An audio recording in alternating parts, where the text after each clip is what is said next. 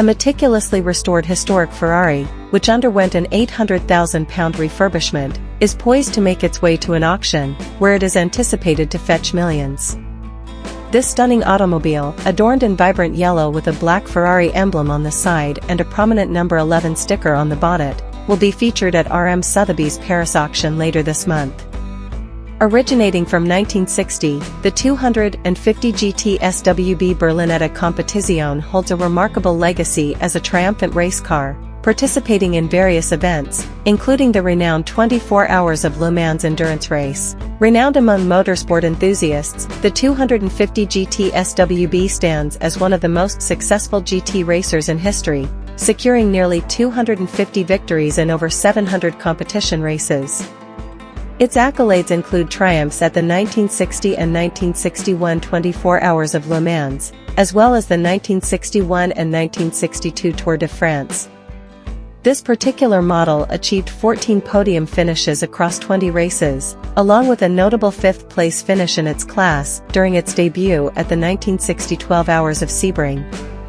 In 2014, a comprehensive $1 million restoration revitalized the car entirely, and in 2023, it obtained full Red Book certification from the Ferrari Classisch department, acknowledging its original numbered chassis, engine, rear axle, and body. Highlighted as eligible for some of the finest motoring events around the world, this iconic vehicle has changed hands over the years, with multiple owners entering it into prestigious racing competitions. Classic car collectors had the opportunity to acquire this piece of racing history at Sotheby's Paris auction on January 31st, with the estimated price ranging from £7.7 million to £9.5 million.